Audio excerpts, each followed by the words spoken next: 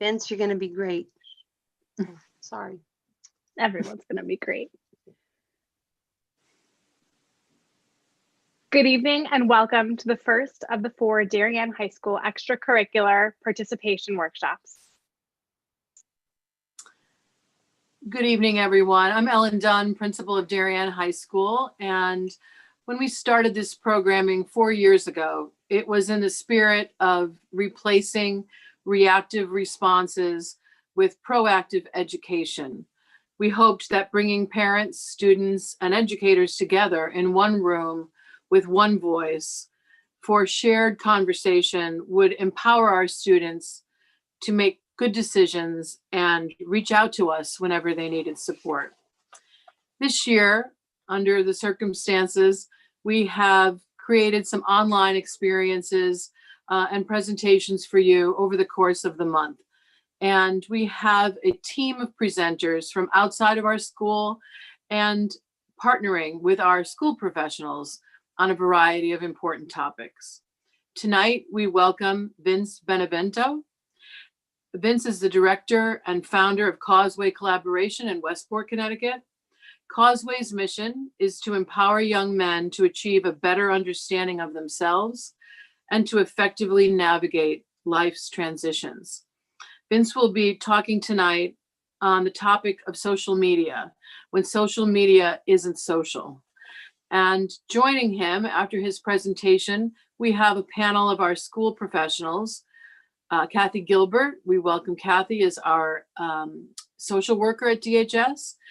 Our assistant principal, Kate Demoulas, who introduced the program, Paul Ribeiro, another one of our assistant principals, and Joyce Six-Smith, our connections counselor.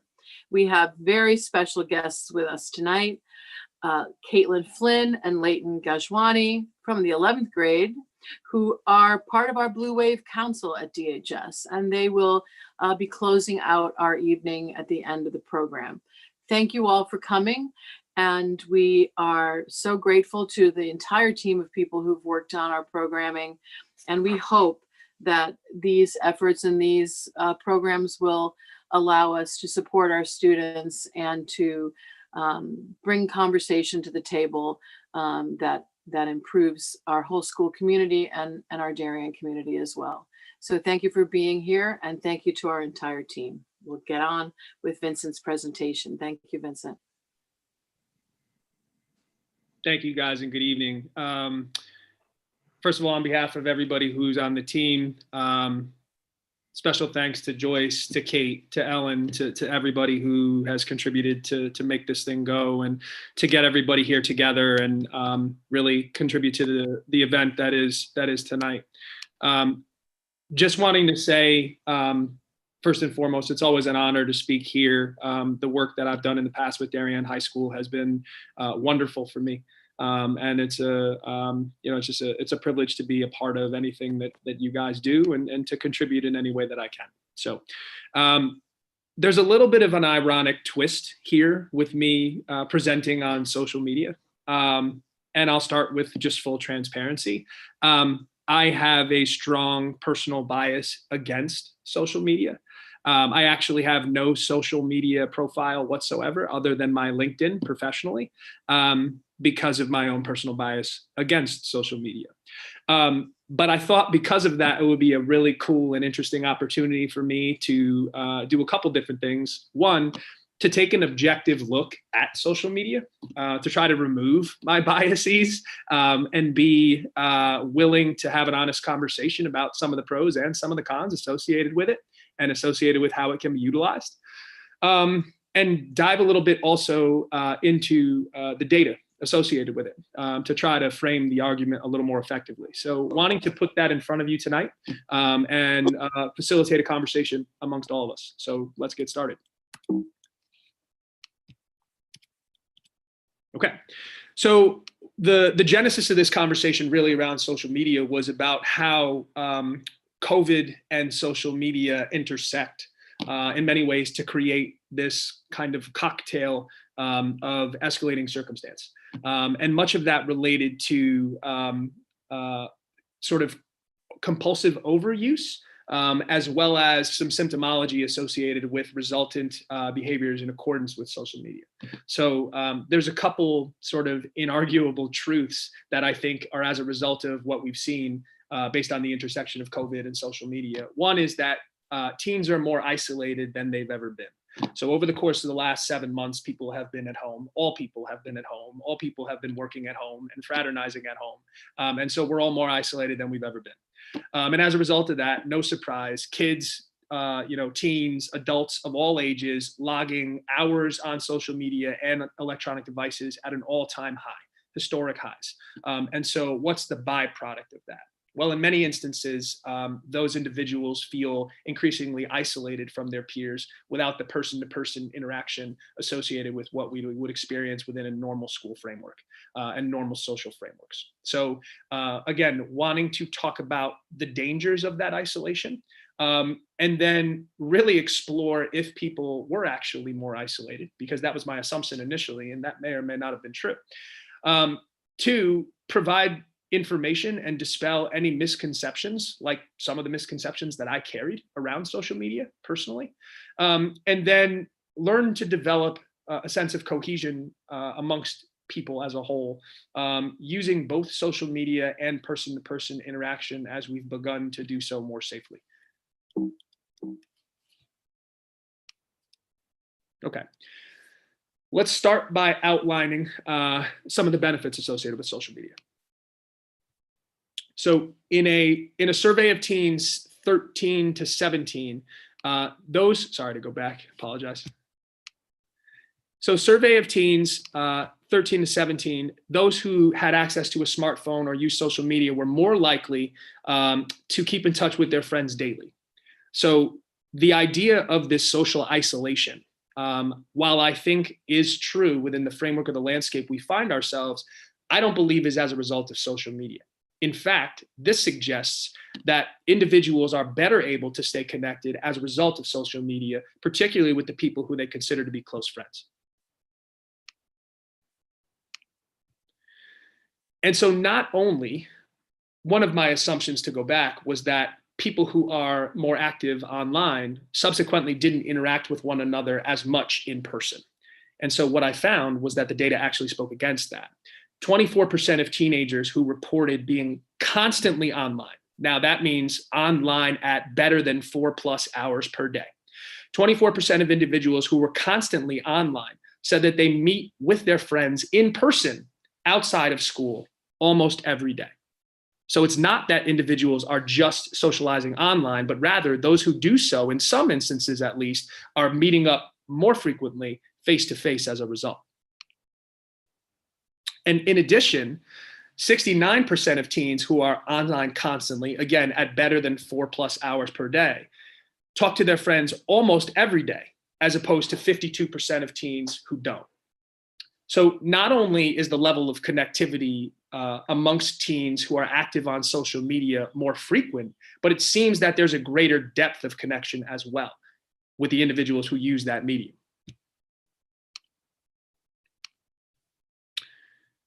In addition to connectivity and in addition to cohesion, there's data that actually suggests that individuals have an opportunity to better express themselves, and specifically those who are unrepresented groups or underrepresented groups. So according to the data that I looked at, 64% of individuals say that social media highlights issues of importance for underrepresented groups. Again, access that might not be otherwise provided did we not function so reliantly on that medium.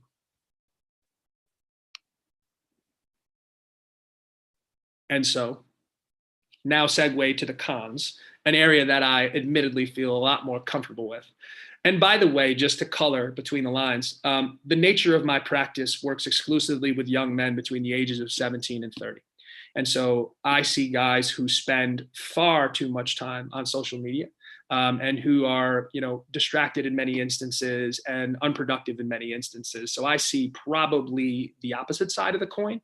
And so these are the arguments that I would make related to social media and why it's something that I don't engage in or endorse most of the time, at least over reliance, I should say.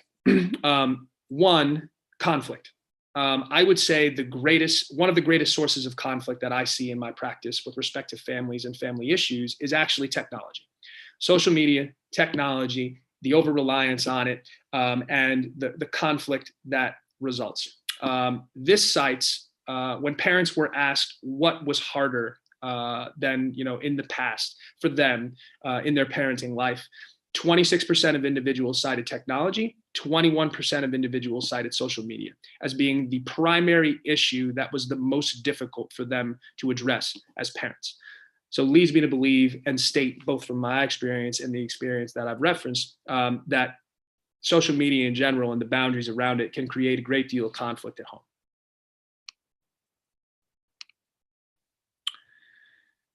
So I referenced the notion of cohesion before and the fact that people are better able to stay connected. There's data for and data against. So this is interesting to me. In the study, 1,441 participants during COVID-19, 5,065 respondents before the pandemic, evidenced that depressive symptomology was threefold higher during COVID than prior.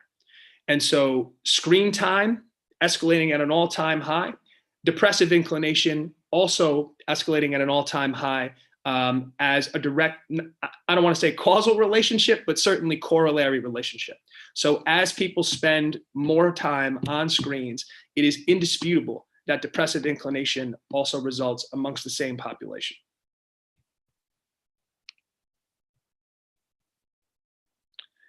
In addition to that, people understand that that behavior is problematic. So 54% of teens and 36% of parents say openly and transparently that they feel like they spend too much time on their cell phones. Obviously, we know that the cell phone is the primary conduit for social media. And so if you're spending time on your cell phone, you're spending time on social media, which means these people are openly saying that they're over-reliant on social media as well.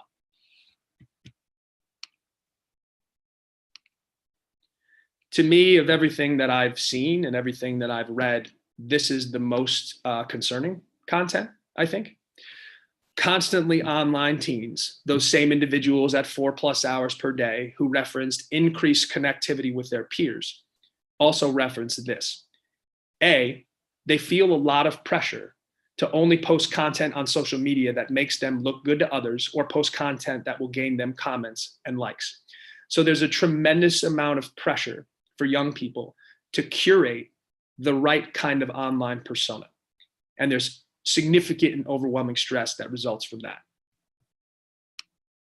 In addition to that, individuals who are online near constantly, again, at the same rate, are also more likely to report online harassment and cyberbullying, more so than individuals who are not.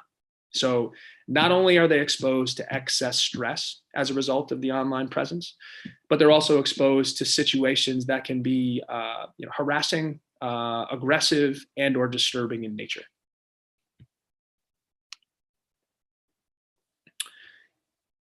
Access is good on both sides. And it's good in some ways and not so good in other ways. And so in the same way that individuals have access to information wherein they can be more apprised of situations concerning underrepresented groups, they're also more apprised of everything. And so the problem with that is that they are better aware of stressful situations concerning the individuals that they care about. So this graph references the number of stressful events that people see based on the different types of social media sites that they're using: Facebook, Twitter, Insta, Pinterest, LinkedIn, etc. They're well aware of all of the problems of the people in their direct circle and in their family. And so it's this accumulation of stress associated with not only their own lives and the profiles that they're trying so delicately to curate, but the lives of the other people who are their loved ones as well, which seemingly creates a burden that's very difficult to bear. So, in conclusion, social media is both good and bad. Like all things, most things, it's really about how it's used and practically applied. And in a desire to resist my own biases, there's some clear things that can be useful around it, particularly in these times. But there's also some watch outs that I think we need to be attentive to. Again, it's about time allocation, application, and communication. Who are you communicating with? What are you communicating around? For how long? And what's your intent? When used for good, it can connect people, help them have deeper and more meaningful relationships, more access to information, and more ability to be vocal about things that matter. But when misappropriated, it can have problematic consequences: stress, over reliance, relational problems, problems with parents, etc. So that's just a brief overview, and with an attempt to be as objective as possible. Again, I appreciate you guys very much for the opportunity and look forward to the questions later on tonight. Thank you.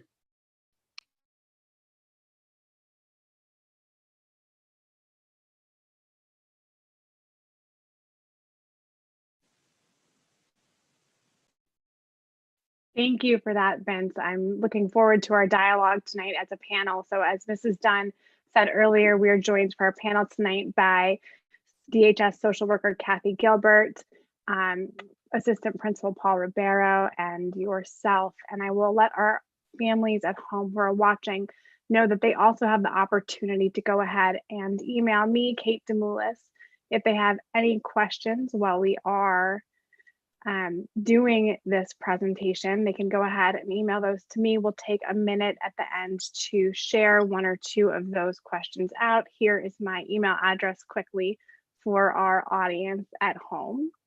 And we will share those time permitting and follow up with families whose questions we don't have the opportunity to answer live tonight.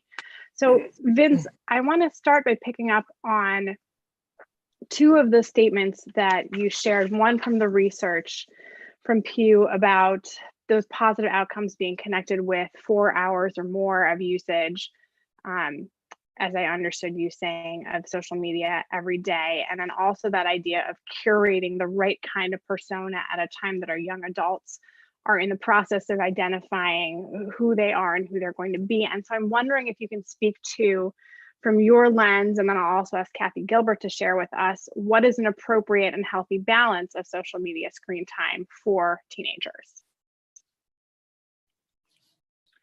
Yeah, it's a good question, Kate. And I think it's a good question because the data is a little bit inconclusive, right? So, like you can sort of extract, depending upon which argument you want to make, you can extract a piece of information that would support your argument on either side. So, the information, and again, admittedly have my own issues with social media. I see how it negatively impacts guys, particularly guys who have academic difficulties, particularly guys who are easily distracted. So I have a pretty significant slant.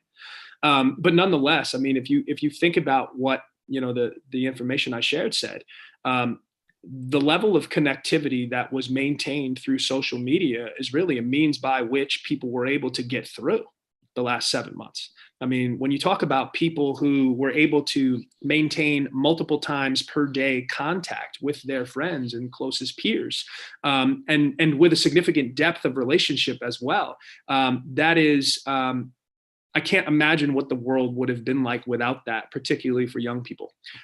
So, I think that can't be ignored. That said, the data point around the time and energy afforded to being selective around what you want to post, because it will elicit a certain response or won't elicit a certain response, and the stress that's corollary to that. So I think, look, my opinion, less than 4 hours a day sounds pretty good to me.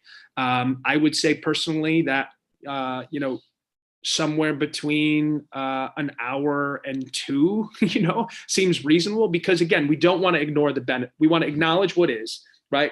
People are using this. It's not going anywhere, and it is it's the currency of the world. So, we have to acknowledge that it is what is going to be utilized in significant measure. We also have to acknowledge the benefits associated from a relational perspective, and an informational perspective. And so, and yet we want to diminish the byproduct on the opposite side by not focusing on, the negative consequences. So, less than 4 hours, probably half that. If it were up to me, it'd be less than an hour, but, call it somewhere between 0 and 2 is probably what I'd recommend. And Kathy, can you weigh in from your experience in working with our students to that healthy balance of use and screen time? I like his numbers.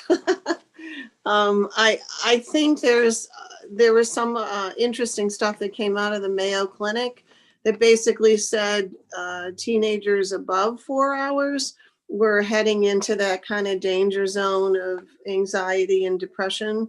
What was interesting to me, and I think I hear this a lot at school, is that a lot also determines on when they're doing it. So sometimes kids will be doing their homework until the wee hours of the night, and then they want to connect. So then they're up all night kind of visiting with friends because they don't want to lose that connection, but then they're not sleeping. And so what I've seen is kind of a pattern of kids struggling with balancing, staying close to friends and talking and visiting at the same time that they need sleep and they need to disconnect. There's also been, all the research around light, the blue light, the light that comes from all of these gadgets we're using, and that impacting sleep deprivation. We have a lot of kids struggling with sleep issues at school. And then the other big piece is, what are they using it for? Are they gaming? Because it is an addictive quality. And then the other was sometimes, as Vince alluded, the images that are projected of people's lives are false or are glorified. And so kids who are going through hard times or see their friends looking like they're always having a good time and always together, that increases their level of isolation and lower self-esteem. So I think it is something that is an issue for kids. I do think it's hard for parents to know exactly where to draw the line. And so, there's wonderful sites out there for educational sites, not money-making sites, for helping parents decide, how do you kind of find that fine line with your kid about when to shut down the social media and when to encourage it.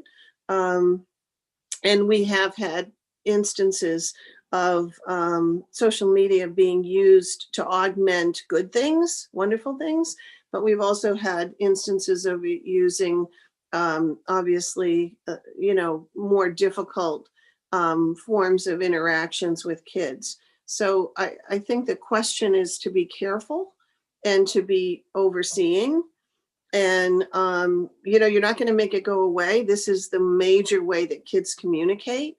You can tell that from us in the classroom. It's like their third arm. So it's it's going to be, it's a challenge. It's part of our new reality. The other problem I'm having is that we are now even more dependent on it with COVID.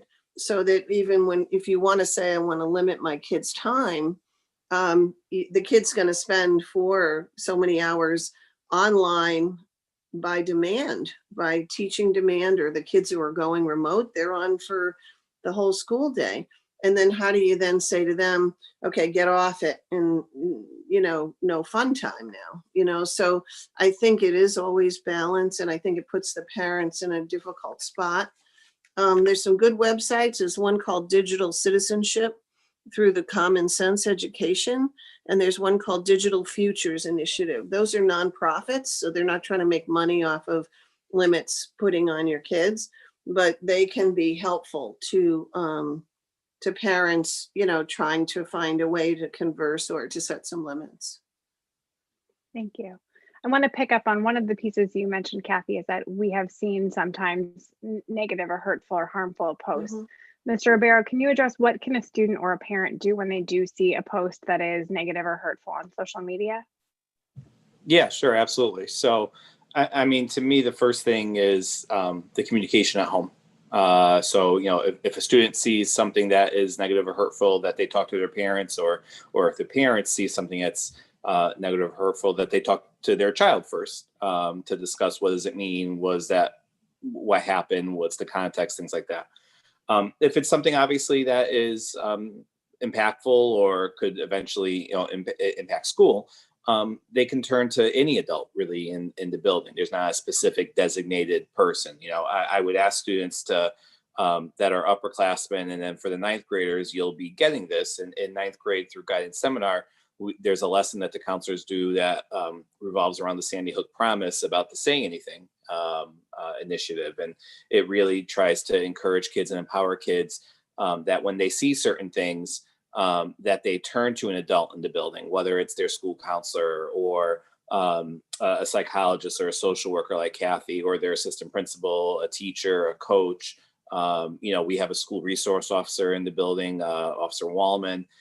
Really to tell any adult about it.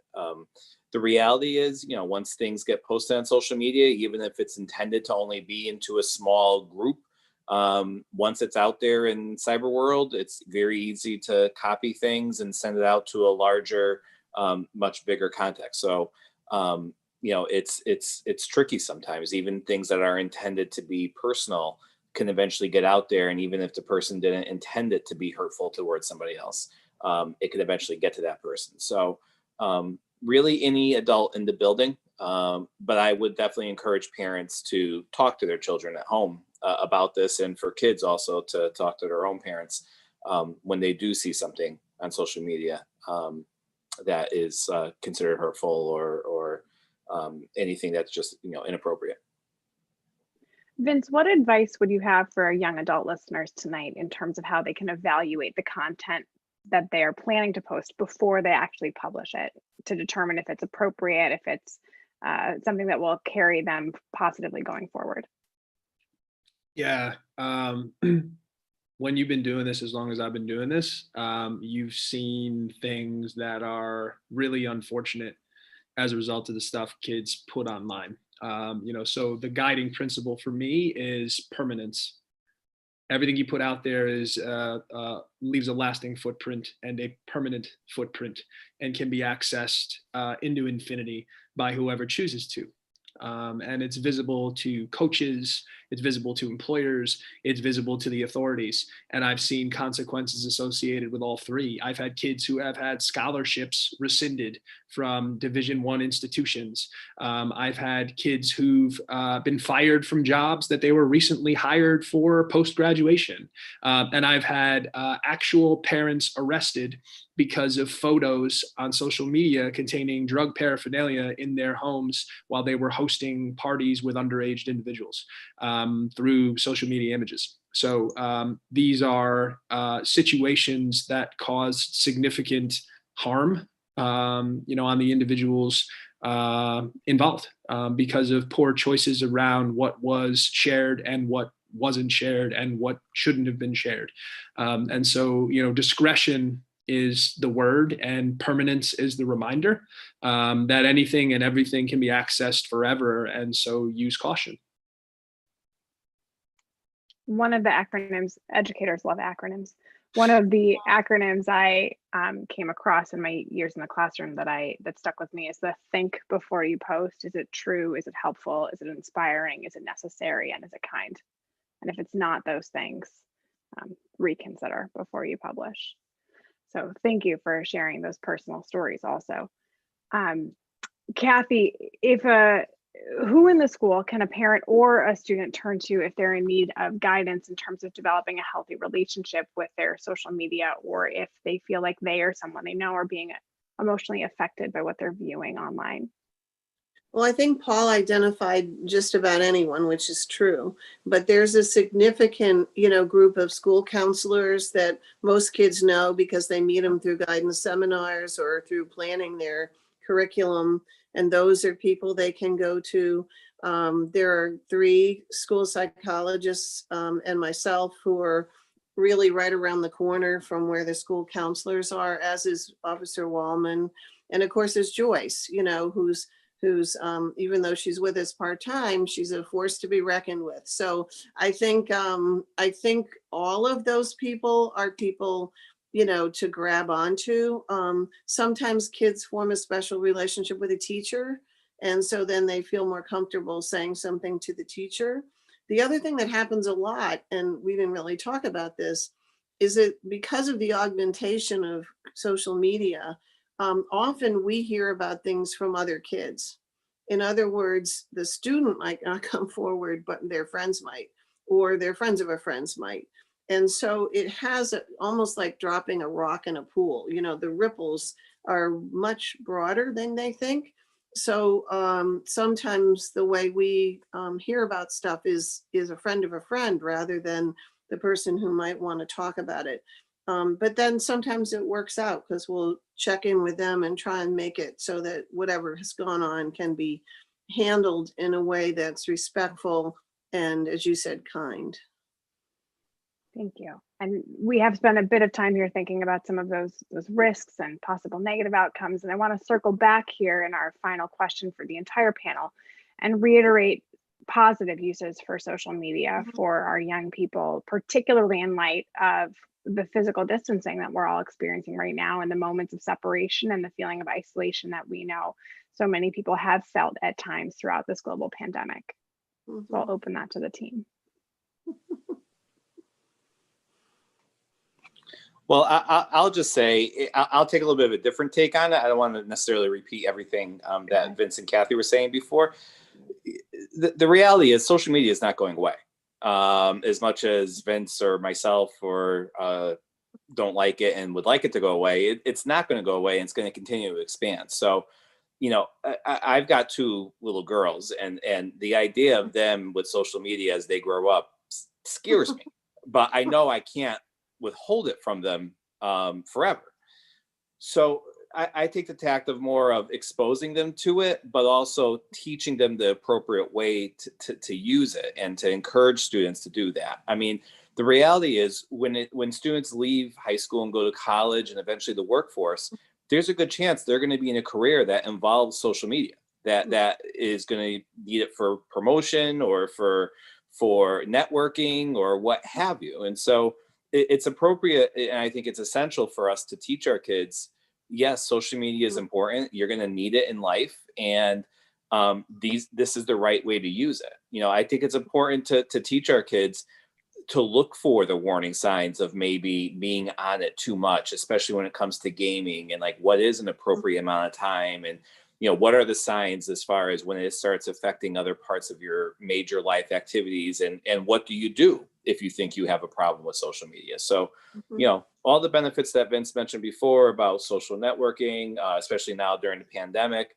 Again, going back to my daughters, you know, my oldest one is 8, and I thought I would never allow her to be on social media this young. And then during the pandemic, quite frankly, we did, because it was a way for her to keep up with her friends. And, you know, one of her little friends moved out to Chicago, and she's been able to keep in touch with him through social media, which has been positive. But, you know, we don't let her do it on her own. We always are monitoring it as far as being in the room or looking over her shoulder or something like that. You know, and we limit it. We, you know, at that age, we give her 20 minutes a day, basically. You know, we keep it really, really light for now. But it's important. It's important to learn those skills to use it appropriately, because they're going to need it in life moving forward. Yeah, I think the other thing is there is a positive aspect to this. Kids should have wonderful senses of humor. Many of them are quite talented and musical. They have connected with each other. If you think of all the celebrations many of us have participated in the last 6 months that have been on social media versus in person, there have been very joyous and fun experiences. People have gotten very creative with it. I think the issue is it's a tool to be used, but if we become it starts controlling us, obviously, you know, it's not something that's healthy at that point. So I think parents, I do think they need to log on to their kids' accounts. I do think they have to have a level of supervision that probably most of the kids hearing this would kill me for saying. And I think you would need to, you know, they're kids still. So they're going to make choices that all I can do is thank God it wasn't around when I was a teenager, because I did not make always good choices. And I'm glad it's not on film somewhere. So I think you have to be very careful about who you are on film. And some kids are very good at it, and some kids, you know, it goes for vulnerabilities. Yeah, the only thing I'll add is that I think we discount it as a source of information. And so, grabbed a couple stats that I think are relevant there. 1 out of 5 individuals get their news primarily through social media. 65% of individuals say that social media is essential in getting elected officials to pay attention to important and critical issues. So when we're 3 weeks out from probably the most important election in ever, potentially. And I think to make people apprised of the issues at hand in a way that they will digest and internalize, social media is, the conduit for that. And can be, pivotally important in, shaping, how people make choices about the future leaders of this country. So. And I think what I hear all of you saying is that there are opportunities for gathering and sharing information, for forming authentic connections, and for using your voice in meaningful ways. And fundamentally, that is what it means to participate in the community. And so it's how we use social media as a platform for community in productive and appropriate and balanced ways. So thank you for that. I'm so pleased tonight to also welcome alongside of us Joyce Sixsmith, the DHS Connections Counselor, and representatives from the wonderful Blue Wave Council. So I'll turn it over to Joyce to share and to introduce our guest students tonight. Thank you, Kate, and thank you to all my principals and Vince, who included myself and our lovely executive team members. My name is Joyce Sixsmith, and I am the Connections Counselor. So fortunate to be at Darien High School. My specialty is substance abuse and addiction in families, and I welcome all students and families to phone me at any time about other issues as well. I also have the great honor of being the advisor of the Blue Wave Council. I'm going to let these two lovely students talk about what that is, but I will just say it is my second group that I've started with substance-free teens who are deeply committed to wellness. And I encourage any DHS student to call me, come in, or their parents and get involved. They can always come when they can. There is no pressure to come to everything. Tonight, we are fortunate to have 2 executive team members who have volunteered their time to serve on this extracurricular participation workshop committee. They have contributed to the content of our forums and will offer some input on the important topic of social media and teens. And Vince, you did such a lovely job. Thank you. So Leighton, I will start with you. May I call on you to begin? And would you please introduce yourself, your grade, and a brief word about what the Blue Wave Council is in your eyes? Okay, hello, my name is Leighton Gajwani. I am in 11th grade and I'm on the Blue Wave Council Executive Board. And Blue Wave Council is a group of substance-free teens who serve as a support team for each other, as well as role models for other students. And Blue Wave Council is also a place to learn about making healthy life choices. And it's also a place for you to share your story and have other people there to listen to you. So beautiful. Thank you, Leighton. And the most important thing we'd like to hear from you is, could you share with the parents and teens listening tonight, what is one way that you have managed to manage your social media account? So social media can be addicting and can also tend to take over your mind and your thoughts, but only if you let it. So when I go on social media, I try to have the mindset of looking at posts and using them to inspire me instead of bring me down. So if someone appears like almost seemingly perfect in their post, I try to use it as motivation to work hard to achieve whatever I desire that's depicted in the picture. But it is hard to have that mindset every time I go on social media. So I sometimes like to set time limits for myself too. Excellent. Thank you so much, Leighton. Great job. And now our Caitlin, could you please introduce yourself, your name, your grade, and what is it in your eyes that Blue Wave Council can offer your peers, other kids at DHS, all grades 9 through 12? Hi, my name is Caitlin Flynn. I'm a junior and I'm also on the executive board at Blue Wave Council. I think Blue Wave Council is a great space for students like me to get involved in a positive and motivating group where we all encourage good decision making and keep each other accountable. Excellent. Thank you. And could you please tell us how you have been successful in managing your social media? Yeah, so I like to manage my social media by setting time limits for myself. So for me, it's helpful. There's like an option on settings of my phone where I can set certain time limits for social media apps. And then once I reach that time, it'll send me a notification that my time is up. So this helps me to keep accountable and remind myself to manage my time usage. Excellent. I wanted to thank both of you and just encourage anyone who's listening. We will have in-person and Zoom meetings throughout the year. Thank you so much, Mr. Millis. And thank you, ladies, for joining us this evening on a school night to participate and to share with your peers and with our families and our community. I really appreciate you taking that leadership and sharing with us. And thank you to our panelist, Vince Benevento from Causeway Collaborative, for sharing his keynote address tonight. To our families and our students, we appreciate you joining us, whether you were live with us tonight or recorded later. And if you have follow-up questions, please feel free to email myself, Joyce, Paul, Kathy, any member of the DHS faculty, and we look forward to continuing this community conversation with you and through our extracurricular participation forums. Good night. Thank you.